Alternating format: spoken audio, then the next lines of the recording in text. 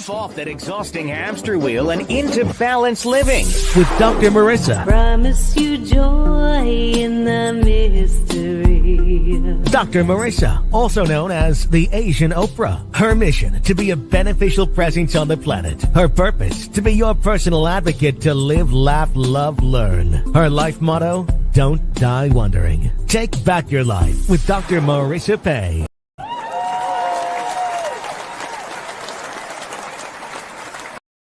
And welcome. You are tuned in to my weekly talk radio TV show called Take My Advice. I'm not using it. Get balanced, get happy with Dr. Marissa every Friday, drive time, prime time on my CNBC NBC News Radio channel, KCAA, AM 1050, FM 102.3, FM 106.5, and on demand everywhere. The platforms just continue to multiply. Spotify, iHeartRadio, Tiki Live, you name it, Stitcher. I'm there because it is my job to splatter more hope and happiness all over you, because I want you to be happy 88% of the time. I am on a happy 88 mission. 8 million more happy people in the next 8 years. It started 2.5 years ago. We're about 3 million now, thanks to the TV spots in the Philippines on the #1 channel and China that I was there before. I was in November before all this went out. But it doesn't matter because, as you can tell, I'm hashtag positively opinionated. No matter what you're going through, no matter what's happening right now, you are tuned into a place where I bring you shows and guests who help you understand how you can choose happiness. And today is absolutely no exception. I am so delighted to celebrate Women's History Month, an extension of International Women's Day that we just had, with a woman who is so dear to my heart. And I met her on February the 22nd, 2009. I don't know if she remembers that, but the week after that, I started a class with her and Dr. Michael Bernard Beckwith, and the two of them changed my life. So without further ado, please welcome to my studio, Dr. Cheryl Ward.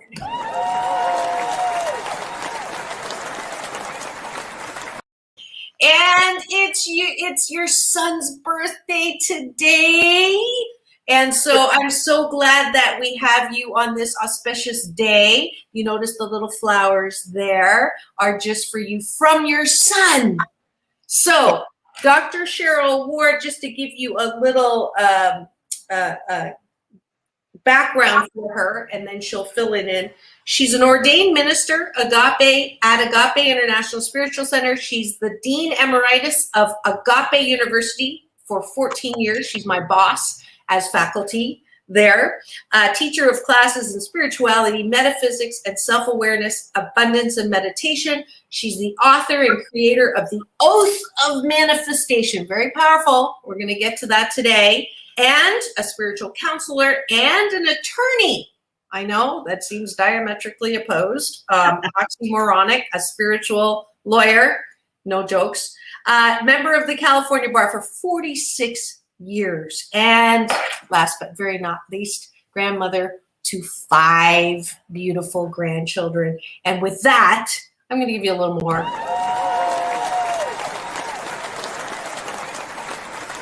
Welcome to the studio, Reverend Cheryl. Thank you so much, Dr. Marissa. I'm delighted to be here. You know, it's been a while since I could hug you. We always hug, and it's so good to be here. I love your show. I love what you're doing. I watched you from the beginning, and now you're huge, and you're all over the world. It's such an honor to see you, because when I first met you was in the class as a student, and oh my goodness, you are light years away from that time in your life now. Congratulate you on that. And thank you for your role in that. And maybe, you know, I wasn't going to talk about it necessarily, but I think that's a good place to talk about.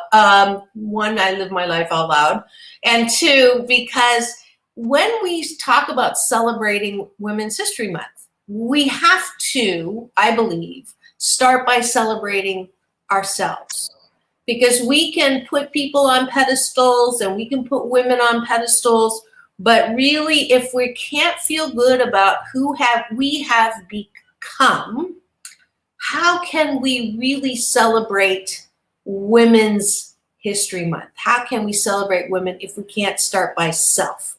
So let's start with, I mean, at the risk of putting you on the spot, when you say, when you met me, Yeah. describe the woman I was.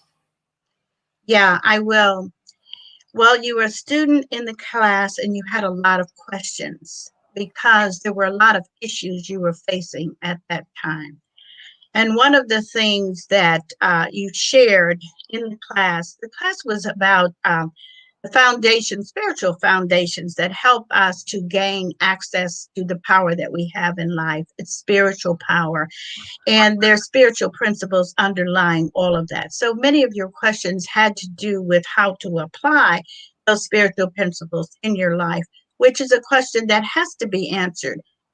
Application to your life is key, because if you just know something and it sits on a shelf like an old book that you never open, why know it? Because it's not useful to you. So in asking questions, and some of the questions that you asked at that time had to do with who you were as a woman.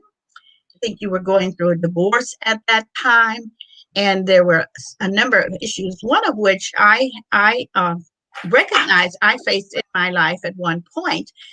Powerful women who develop themselves and have marriages or relationships that end, are often required to assume financial responsibility for the partner that's leaving. And that stuck out in my mind. And I remember not doing it in front of everybody else, but coming up to you during the break time to embrace you, to hug you, and let you know that you were not alone in facing something like that, because it seemed so unfair. You had invested a lot of time, energy in your own career, going to school, doing your own lessons, writing your own thesis and dissertation and things of that sort. So when I saw you at that time were really struggling to come up out of emotional battering, which you had suffered in that relationship. Mm-hmm.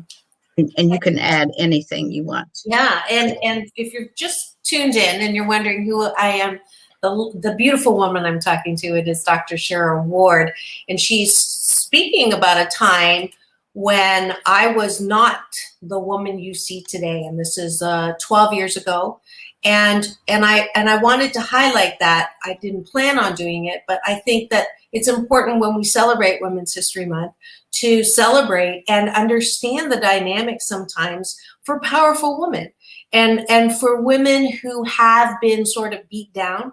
I can remember when I was in front of the judge and they were passing down the numbers of how much I would have to pay my husband and the settlement, and it was quite a large number. And my lawyers looked at him and said, "But Your Honor, that's not fair." And the judge looked at me straight in the eye and said, "Well, you wanted equal rights." So that, my friends, is, maybe something we don't talk about when we talk about, equal pay, equal rights, and equal responsibility on that side of the fence. And so when we are powerful women, when we are strong women, when we're not afraid, as you can tell, I'm so shy and a wallflower all my life. Sarcasm is another service I offer. Right. But we have to also accept the responsibility of that. Now you, my beautiful teacher, have a JD, and you're a woman of color, and you're ageless, but we know that you're not 20, right? And because you just said you've been doing this 40 some years, right, with the bar, or tell me what it was like in your journey on realizing that you were not you're not going to be just sitting and taking orders from people, but we're actually going to be a woman in that position of lawyer. Yeah. Well, first of all, you and I must have had the same judge, because you quoted the exact words that I had in my situation with my second marriage. What is so interesting, I went to law school, and I went to Berkeley at a time when, this was in 1972. Excuse me. At a time when very few women were in law school, and Berkeley, being very liberal, wanted to increase the number of minorities and women. Mm-hmm. And so I fit both categories. When I completed that, what I wasn't aware of were the fact that there were so few women in the field and practice of law. And my first job was here at a firm in Century City, and they had never had a woman lawyer work for them, nor that had they had a Black woman. And so that was very interesting. I began to notice the different treatment. The new lawyers that came in, there were 5 of us. The 4 men were treated a little differently by the mentors in the law firm as they were starting out. The first thing I noticed was that they would go to lunch and have lunch one-on-one with their mentors so they could continue that mentoring during lunch. They were being invited to the homes for dinner, where the wives of the men lawyers were cooking dinners, and none of that was happening for me. And then I realized, that my mentor doesn't want to go to lunch with me. It'll look like we're on a date, and I'm a woman of color, and that's going to be odd. So I had to accept that society was there at that time. And so I was going to have to find new ways to engage to get as much time and attention as the male counterparts, all of us starting the practice of law at the same time, the 4 other men. So that was one of the first things that I noticed. And then later on, I noticed in the court system, as I became a litigator, was that the judges often referred to the women as honey and sweetheart and sweetie. And we weren't anybody's sweetie or sweetheart. So those were some of the real world experiences that we weren't told about in law school. And probably because there weren't enough women ahead of us to be instructors in the law school to be able to prepare us for what possibly could happen to women lawyers that men don't go through. Yes. And that is, I want to acknowledge you and all of the women who came before me, who, I distinctly remember being on a panel speaking. It was a conference, a women's conference. This is probably 5 or 6 years ago. There was me. There was a young woman. I think she was a doctor, and then Gloria Allred, and another partner. And the question came up, the expression, being a woman, an effective or a successful woman in a man's world. What does that mean? And the response from my elder part of the panel was, we had to dress like a man. We had to act like a man. We still have to prove that we are as good as and overcompensate for that belief that we're not as good at. And I remember getting kicked under the table by the young woman doctor, and she rolled her eyeballs at me, right? And that moment, I said, you know what? Instead of,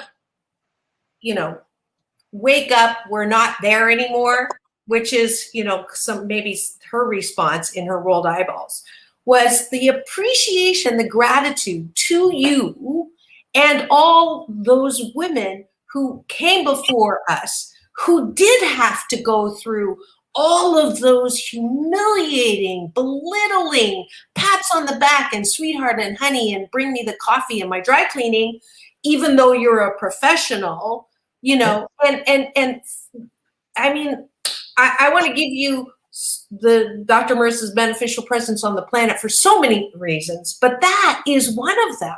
So I'm going to just do this right now because I just love this.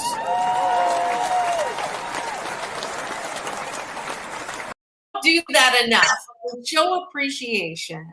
Thank you for all that you did and biting your tongue, I'm sure, right? And how do you cope with the unfair treatment of women even today?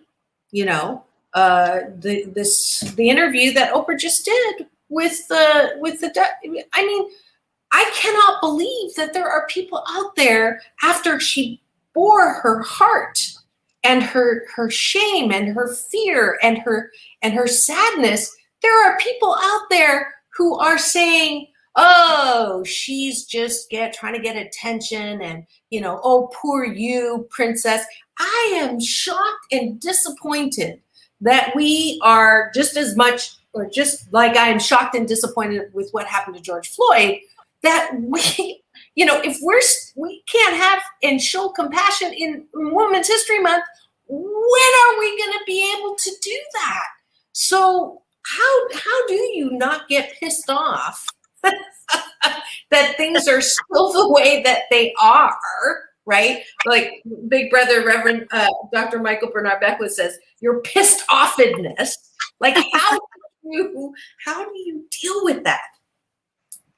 Well, for me personally, I'll just start there.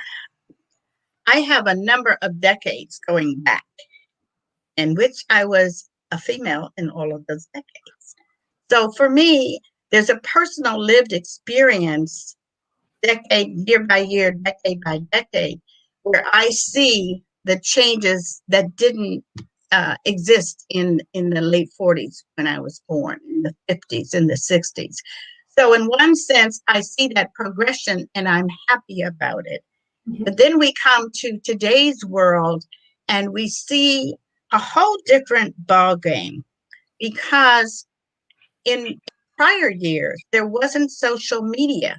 There wasn't so much attention or ability to communicate and shout out, particularly individuals. So a lot of things that happen to you as a woman of color, as a woman, period, were just local. They were localized events. And so in one sense, you maintain your sanity within that local event circle.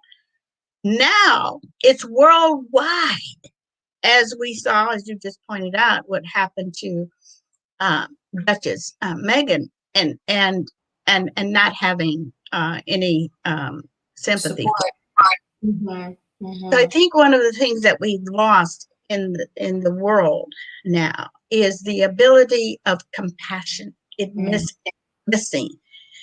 If a tragedy comes, like fires or like hurricanes or tornadoes and flooding and all of that, we do rise back. Our compassion comes back. We become givers, we become helpers. And that is, to me, a good thing to remember, because that's how we're all connected.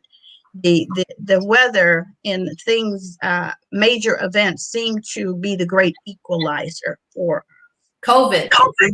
Yeah, COVID too. Like, we're all in the boat together and nobody's getting off the earth. So you can't have a more superior position. You can think it, but it's not going to be when you speak from that position. So here, what has developed because of social media is the ability to be very vicious and bullying. That has increased and bully people and tear people down. Why is that happening? Only people who don't love themselves do that. So it's indicative of a larger problem underlying everything. People are not satisfied with their lives. They're not living their best life, as Oprah would say, nor have they discovered how to. So what do? They get on a platform where they can have a loud mouth, where they can engage with people and tuggle in an emotional tug of war and hold positions and come up with conspiracy and theories of that sort. And so we're living in a world now where all of that is swirling around. And it's indicative of a number of people who are engaged. It's probably smaller than we know, but they're very loud and they're very consistent, very frequent. They live for that. So to me, it's a call for there needs to be healing for those people who haven't found their passion, haven't found their love. When you're in your passion, as you know, and you're working it, and every day you're able to get up and do something for which you're passionate about, you're not out calling somebody names or attacking. And who do you attack? The people that you feel are powerful, the people that have notoriety. Let me pull them down. Let me lessen their, because I don't want them to be that great. I don't want people to admire them. I want to be admired. But you haven't done anything that would contribute to the world to be admired for anything. So this is my own take of it. This is what I see. So one way of coping is let me first understand before I attack, because attack brings more attack. And I'm not helping. I'm contributing to the worldwide problem on social media of being able to anonymously, because no face, nobody knows me, I get to say vicious and horrible and horrific things and tear you down. Now I'm getting some notoriety when you respond back to me. So that's a sickness that is going on. When you understand the sickness, you try to heal. You don't try to make them more sick. You understand what I'm saying? So for me, I'm not going to be in that relay of exchanges back and forth. I'm going to do what I do best. Number one, I go into a prayerful state. I pray for the person who feels so unnoticed, so unimportant, so unlived, so not in their passion and the reason for life itself. So those people have to be lifted up. And I'll say this, and then I'll stop. One of the things that we know from our spiritual work, and which is proven by our quantum physicists, is that energy and frequency coalesce. The more energy you put at a low level, that energy can only coalesce and resonate with lower frequencies. So anger, upset, sadness, and so forth. Those are lower frequencies. So I get to ask myself, what energy frequency will I put out? I'm going to put out compassion for you, that I understand you. I do not agree with you. I know you're not speaking from your highest self because you haven't even discovered what that is. So jealousy, envy, resentment, malice takes over. And these are low qualities and low levels of energy in which people walk in this world with. And I am choosing deliberately and consciously to lift and hold those up. If I engage, I'm giving more energy to it, more opportunity to it. And so the other night, I didn't see when it broadcast, but the British commentator Pierce, he walks off and he's frustrated because he's in a no-win situation. And there's nothing he can do to come out of it. He has to remove himself from it, and he has to go within himself and find the higher values within himself and really cultivate those if he is to come back at all. He's still looking. He's still what? He's still looking. Yes. Yes, he's so too. Yeah, he's still looking. Yes. And this is where it's not easy to do that. You know, it's really not easy. It's not easy to wish people well. Yes. When they're so pointed in wishing you unwell. Yeah. It's really, I mean, it's truly that, where's the balance between having compassion for people who are not their highest selves, who, I feel like I'm in advanced class now, right? Yes, you are. Really are. And I get it, they're not coming from that place, but they really don't believe that they are in the lower place. They really believe that they are in their own higher place. And the term that I've been using is #justified ignorance. So, Yeah. so how can, I don't know if I can engage. I've now become I'm a giver, right? I'm a lover. I'm not a fighter. So I just post and then I'm out. Yes. And if you disagree, then it's like, oh, good, because I have a problem killing off my friends. I'm at the max. But if you spout off on me, then unfriend. That's the easiest way. I'm doing it for you because I don't want to have to say anything. How do you truly come to the middle when there is no middle on some things? How can you, when someone says to me, what happened on Capitol Hill is like what happened with Black Lives Matter. And I'm like,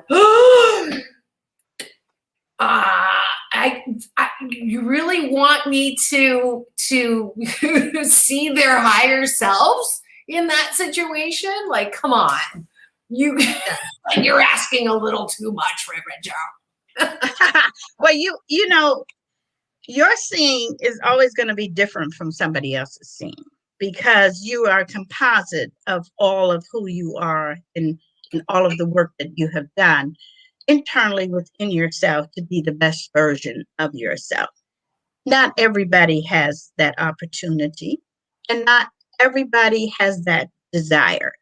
Their higher self is attack and tear down and cut down and to be rude and also to be condescending and all of the lower virtues, but they're not even virtues, the lower qualities of how you can express in this life as a human being. So we have a scale of qualities. Some are very low, very high, and very destructive and very mean-spirited. And then there are other qualities that are very high. First of all, it all begins with you. You have to appreciate, where am I and where am I going to be in all of this? Why is that important? It's important because for 24/7, 24 hours, 7 days a week, you are living somewhere in an awareness that's inside of you. And so if you cannot find peace, I call it you're living in your house. Your consciousness is your house. You're there all the time. You look out from your house, from your awareness, your conscious, you look out from the world. So you're the center of your world. And the awareness of that gets you to choose, allows you to choose. What you're not aware of, you don't have any control of. What you're not aware of is in the driver's seat, not you. Mm-hmm. And so I would say it begins with the individual. And then it can spread out to smaller groups, to families, to social circles, to churches, synagogues, mosques, and so forth. They can spread out that way, where groups, like-minded people, come together for that purpose.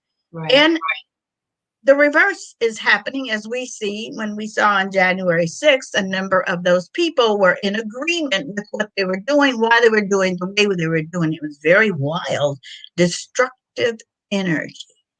Well, each individual has to choose and say, I'm not going to enter that energy because my life is precious to me. I'm going to be in the energy that feeds my soul and hurts and harms no one. You can choose that because you're aware of that. Now, that means I'm not going to go and hurt and harm those people, but I am going to ask and really demand that our system of justice, such as it is, be activated. to be the mediator between me over here, myself, and individuals who have intruded upon our capital and intruded upon the freedoms of each one of us. And one of the freedoms is to live in peace and calm in the freedom.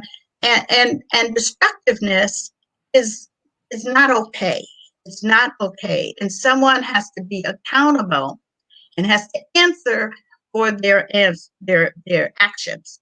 Mm-hmm. So what I say, and I'm glad to see that the Justice Department and the FBI are doing the things that they do. I'm not over there. Mm-hmm. If I were over there, I would be doing the things that I need to do from that perspective. So, but I'm over here in Los Angeles in my home doing my thing. And what is my thing? And here's another piece that becomes important. For me, my thing is to maintain or go beyond, extend where I am in terms of love and compassion. Why is that important? It's important for me as an individual because of what I know. I cannot not know a thing. So what I know is from what I teach is that all thoughts go out somewhere. Thoughts are mental units of energy. You can have low-level thoughts and conspiracy and tear-down attack thoughts. You can have high-level thoughts, compassion, understanding, givingness. So when we think a thought, because it's energy, it goes somewhere. Where does it go? It goes looking and searching to resonate with other thoughts, like high thoughts. So that's what I'm putting out. So I want those thoughts to come and resonate. Why is that important? Because the science tells us that we live in an atmosphere of thoughts. And many times we're not thinking thoughts, but we're catching thoughts. So if people do catch thoughts, what thoughts are they catching? It depends on what level from which they're living. That's number one. But also number two are the thoughts that go out that are high-level thoughts of compassion. I want to be in the group of people sending out, releasing high-level thoughts of compassion and understanding. Why? Because I want those thoughts to be caught.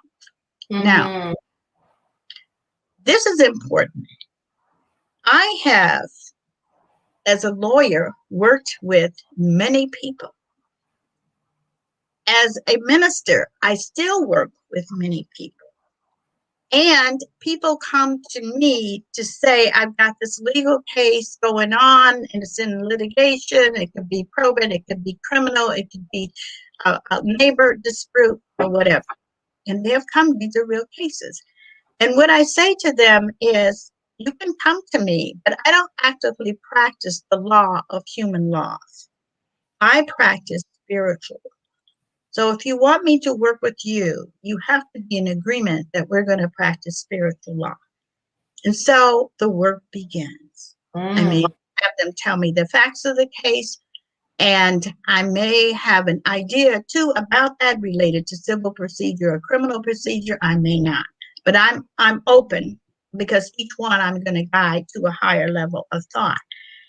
When we practice spiritual law, I am evoking into the law and sending forth my thoughts about this situation, not being an opposite, not being where people are battling and fighting each other, but we're living the one life. In other words, we don't battle for the sunlight. We don't battle for oxygen. Give me my oxygen, you stole my oxygen. None of that is happening in the natural world. The world of the universe. Things are moving. So there's an order to the universe. My work then with individuals in the practice of spiritual law is to lift their elevation above. Meaning right now it looks like adversity. It looks like combat. What would it look like if there were no combat? Let us go there. Think about that. What is the resolution here to this situation? Let us think about that.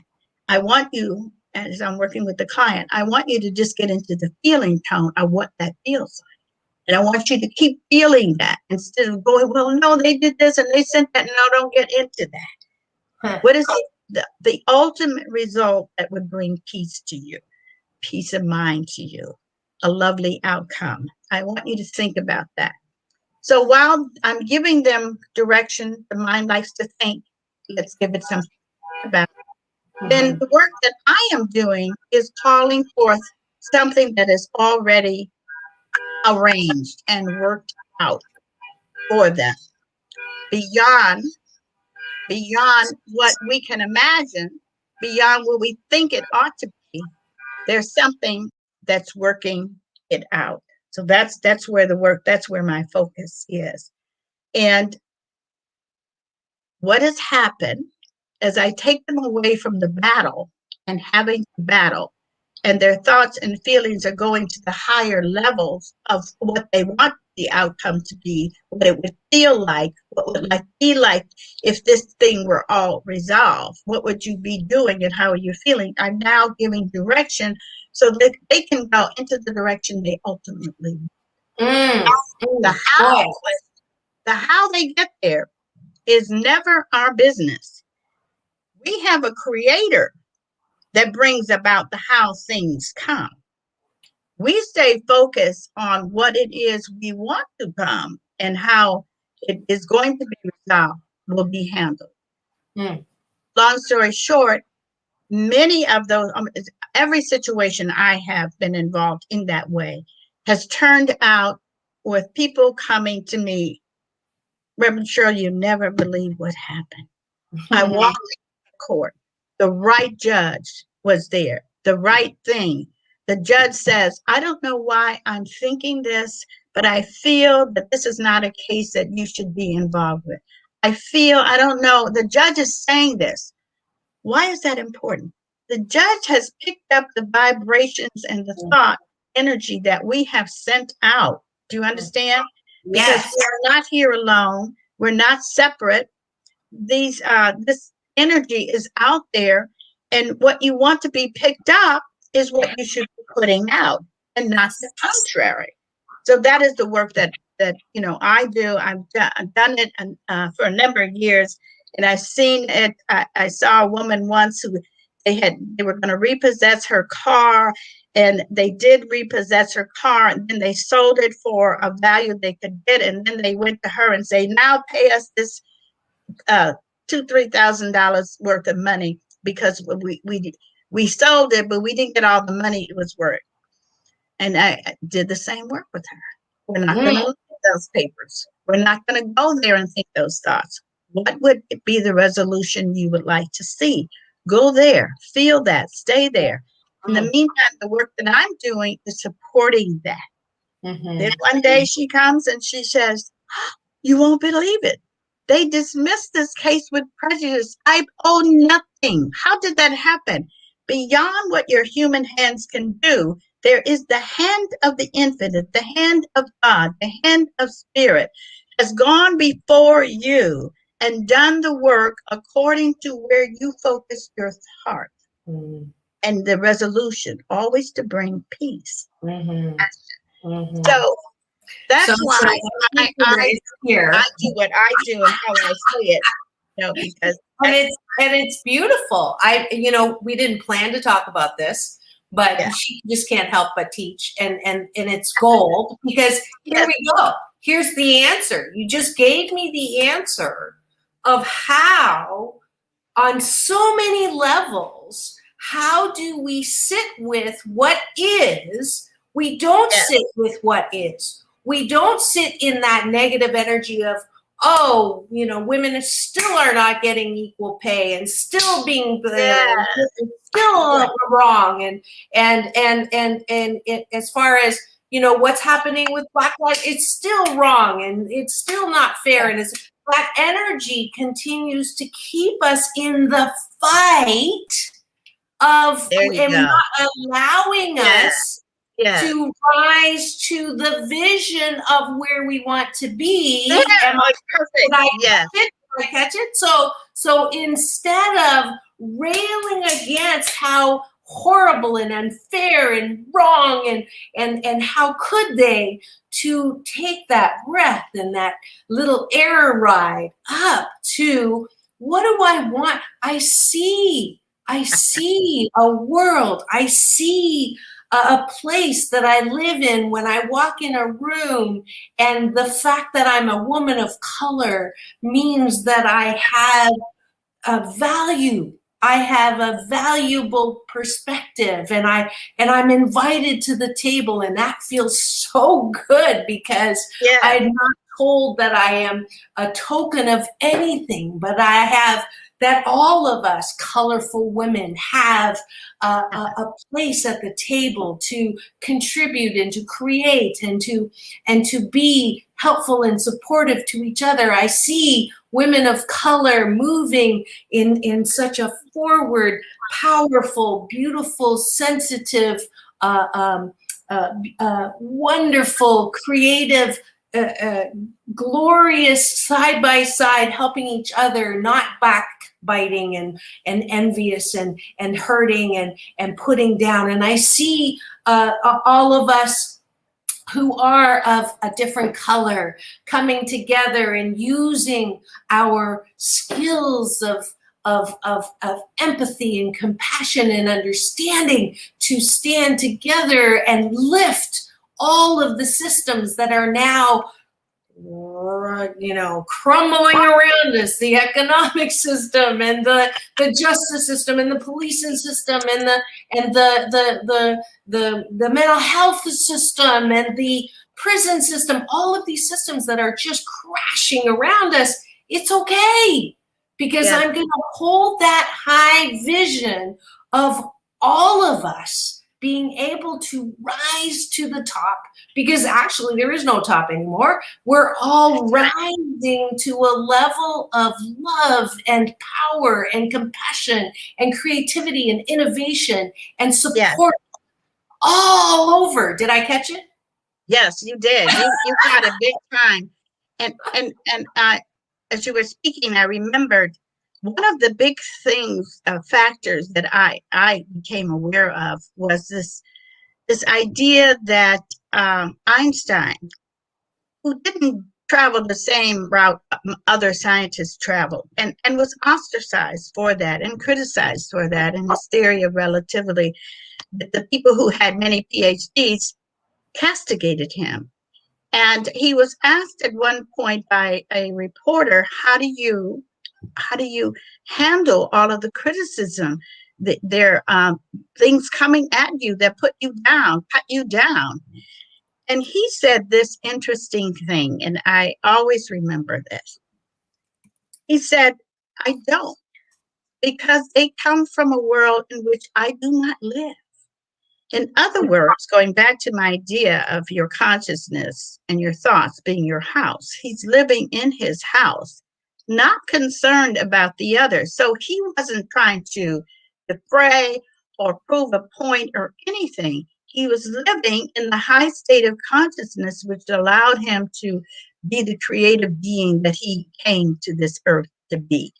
When you get caught up in someone's attack and someone's arrows and slings coming at you and slights and all of that, all you've done is reached them at that tug of war, and there is no way out of that. Mm-hmm. So we don't want to be caught up in it. We want to be up above it and contributing to a level of consciousness that doesn't find attack and twists and fighting in terms, with each other, antagonists. We're not here to be antagonists. It's ridiculous. Why are we fighting? Well, a lot of fear that people have, and that's what is being brought up. They live at the level of fear, scarcity. There's not enough, so we got to fight this fight. So people are taking over. Our rights are being taken. It's all about something being taken from me. Mm-hmm. I'm not going to be able to survive. I'm in fear. I got to fight back. I got to fight for myself. Mm-hmm. We who are on the living a spiritual life, very aware of that life, and you have to live it. I became aware that I can't speak about it, teach about it, read about it, and then go to my job every day and live a different kind of life. I'm out of integrity. I need to be aligned with the one life. So I began to do that as a lawyer when I was actively in law, employed by the Los Angeles City Attorney's Office at that time and in litigation. So the first thing I did was begin to see not the other party as an opponent, but as an ally in this thing called life, that we were all living and doing the best we could. And I also knew that there's a good outcome. I wanted to be the channel for capturing what that good outcome would be for this case. And it might have been a criminal case, might have been a case of police brutality. I worked in those cases. I was special counsel to the Los Angeles Police Department at one point in time. So my thing is, while I'm here, let me be useful. Let me be useful to the Creator. Let me be useful to God, to Spirit, and let me be aligned with who I say I am, what I am, why am I here, why do I exist, what's my purpose for existing. It is to intertwine and bring everything together in a state of wholeness, compassion, understanding, and love. So you have to do that. You have to decide for yourself, and then you become more at peace. It's going to be okay. We knew a lot of older people, at least in my life, that lived that way. Everything's going to be okay. It'll be all right, baby. What do they mean? They had a wisdom and a knowledge they gained from battling in life to pulling back to, there's no battle. There's no tug of war. There's something even greater than us that organizes everything. Let me get out of its way and let it have full sway within my life. That's something that I couldn't make happen by trying to force people to think a way or tack people into thinking my way, to allow people to find the way within them, within their heart and within their soul. Right. Beautiful, beautiful. That was just a free lecture that I wasn't expecting, but I totally, absolutely am so grateful because we need this. We need to understand right now how to deal with all of this stuff that keeps, hitting us in the face and continuing to have, I think we've lost our most powerful tool, which is understanding we have a choice. We have a choice on how to react. We have a choice on what to post. We have a choice on what not to say. We have a choice on what to say. And we have a choice in moving and grooving during the time in either that higher place or not so high place. That's always our choice. And thank you so much, Dr. Ward, for really bringing it practical. I love that. That's like conscious lawyering. Consciously. Because you've helped me understand that we don't have to fight. And even in the legal system, we don't have to fight. And so it's a beautiful vision. I'm so grateful for that. We missed our whole sponsorship break because I didn't want to stop the teaching. No, that's okay, because I absolutely love what you said. I wanted also to acknowledge, I wanted to dedicate this particular show to someone who we both know and love and who has gone to the other side, Faye Love, and just play this little clip and then have you maybe do a little blessing for those who are hurting right now because of her passing and what again, channeling the it's going to be okay. Everything's going to be okay. So let's go ahead and this is who is sponsoring today's show, the beauty and the wonder of Faye Love. Beautiful. Some other things you think compassionate.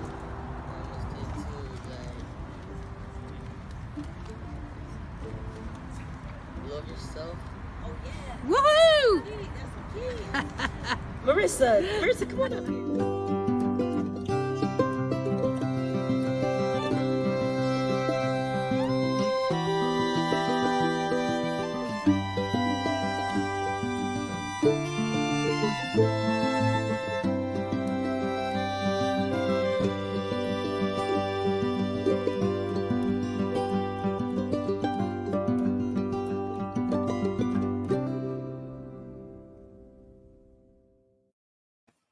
And that is a tribute to Faye Love, who the service was today as well. One of several I was honored to facilitate the day of.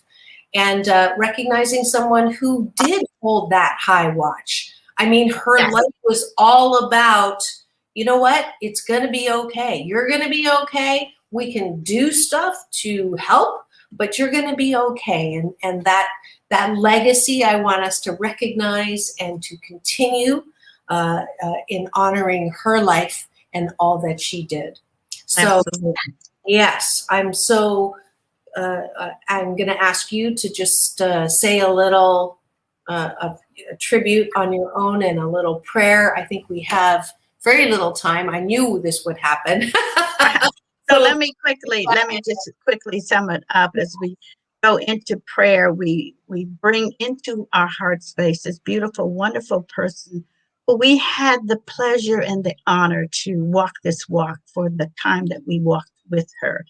We bless it, meaning we give great gratitude for all that she did and all that she leaves us. And as she continues on in the eternality of life, she continues to bless and touch blessings and be blessed herself in her new environment, in her new way of being. And for those of us who are here in mourning, our highest tribute to her is to follow the example of opening the heart as wide as you can, to give it all, to let it all flow in love and compassion and givingness and understanding, holding nothing back, because she never held anything.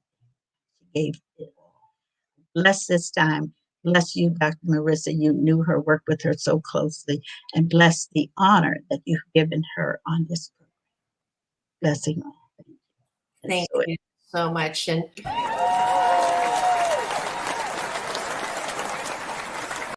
I do. So that one was for her.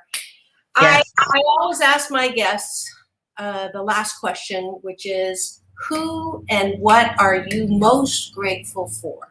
So that would be my last question. I'm grateful for God, meaning a non-entity, a non-human being. And I'm grateful for Michael Bernard Beckwith, who, when I met him in 1984, I didn't know that I was meeting the person that would change the trajectory of my life forever. So I'm very grateful to be where I am and to be on this planet. Mostly grateful for my silent partner. Beautiful.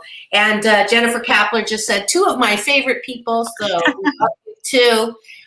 We want to get to the oath before we have to sign off. So this is the creator of the Oath of Manifestation that has brought so many good things into my life. Yes. So I want to acknowledge that. And you're gonna read it.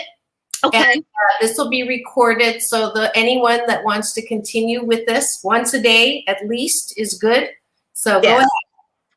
The Oath of Manifestation. First of all, we allow ourselves to feel gratitude, and then we say these words. I accept and receive unexpected good, unexpected money, unexpected love, unexpected kindness, unexpected generosity, unexpected offers, unexpected prosperity, coming in unexpected ways from unexpected places in my life and the life of others. I am constantly guided and boldly empowered to receive the lavish abundance of the universe. I accept the principle that abundance and prosperity have already been given to me.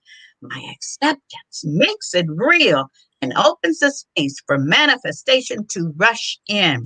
I open wide the doors of my consciousness to receive and to give, and it is done now. Through this oath of manifestation, all things are possible. All things are possible. I declare absolutely that I live in a friendly universe that is always providing for me. I feel it powerfully happening now. I open to receive more abundance and to give more abundance than I have ever experienced before.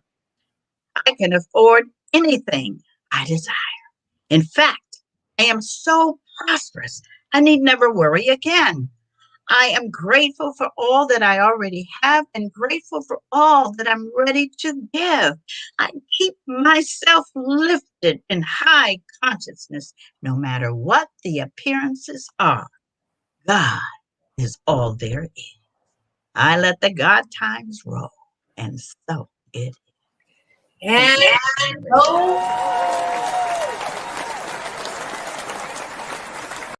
Cheryl Ward for coming to the studio. This is Dr. Marissa signing out. Peace in, peace out, world peace through inner peace. Thank you. Well, she has been dubbed the Asian Oprah, and she just wants all of us to be happy.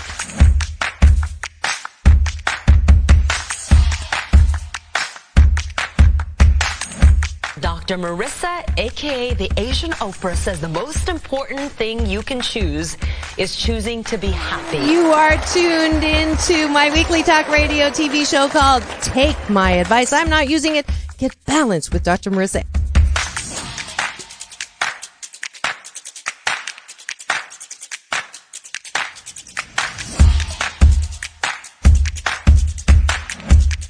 That's the idea for Dr. Marissa Pay's new book called 8 Ways to Be Happy. Many of us say, I am my own worst critic. Nobody's harder on me than I am. And my response to that is, stop it! Why are you doing that to yourself? You have to be your biggest fan, because if you can't at the end of the day say, I did a good job, who is? We don't have to constantly be angry at the things that are wrong. Why don't we choose to be happy about things that are right? We have the choice. That's our muscle. And life is so amazing if we can see it.